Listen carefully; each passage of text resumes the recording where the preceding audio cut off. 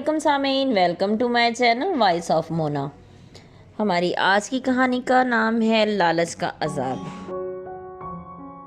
وہ ایک غریب گھر کا لڑکا تھا، پڑھا لکھا تھا لیکن تعلیم مکمل نہیں تھی اور نہ ہی ہاتھ میں کوئی ہنر تھا، لیکن خوبصورت بہت تھا اور محنتی بھی بہت۔ اس کو شاید کچھ قسمت کی وجہ سے ہی پریشانی تھی، سونے کو ہاتھ ڈالتا تو وہ بھی مٹی ہو جاتا۔ بہت کوشش کی لیکن کامیابی نہیں ملی۔ پھر اس کے ایک رشتہ دار باہر رہتے تھے، انہوں نے کہا کہ اگر تم کہو تو یہاں کافی فیملیز ہیں جن کو اچھے لڑکے چاہیے، تم شادی کر لو تو یہاں آ کے سیٹل ہو جاؤ گے۔ وہ بھی مان گیا، یہ سوچے بغیر کہ اس کا نتیجہ کیا ہوگا۔ پھر ان کی مدد سے سب ہو گیا۔ وہ باہر جا رہا تھا، وہاں پہنچ کر اس کو جاب بھی مل گئی، لیکن جس سے شادی ہوئی وہ اس کی سمجھ میں نہیں آئی، لیکن وہ چپ کر کے وقت گزار رہا تھا۔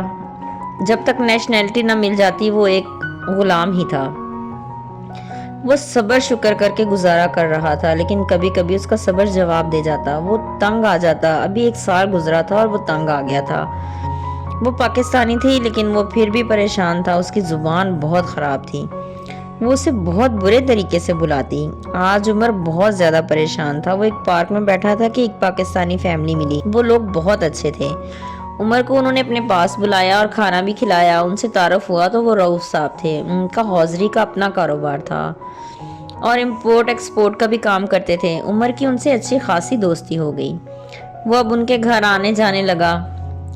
اب اس کی پریشانی کچھ کم ہو گئی تھی۔ رؤوف کو جب اس کے حالات کا پتہ چلا تو اس نے اسے کہا تم دفع کرو، اسے چھوڑ دو، میں تمہارا ساتھ دوں گا۔ اس نے کہا میری جاب ہے لیکن گھر پیسے بھیجنے ہوتے ہیں، میرے پاس رہائش بھی نہیں ہے۔ انہوں نے کہا میں سب بندوبست کر دوں گا، تم بس میرا یہاں کا کام سنبھال لینا اور تمہیں کوئی پریشانی نہیں ہوگی، اور جو جاب کر رہے ہو وہ بھی کیے جانا۔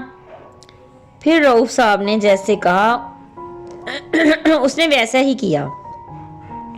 اس بد زبان عورت سے جان چھڑا لی۔ وہ بہت چیخی چلائی، دھمکیاں دیں، پر رؤوف نے اس کا ساتھ دیا اور وہ اس مصیبت سے نکل آیا۔ رؤوف نے جب حقیقت سنی تو بولا یہ لوگ پاکستان سے آ کر انسانیت ہی بھول جاتے ہیں۔ عمر نے کہا غلطی میری ہے، میرے لالچ نے مجھے یہ دن دکھائے۔ خیر اب مجھے احساس ہو گیا ہے میرا فیصلہ غلط تھا۔ وہ اب آزاد تھا اور اپنا کام کر رہا تھا۔ جیتے رہیے، خوش رہیے، ملتے ہیں اگلی کہانی کے ساتھ۔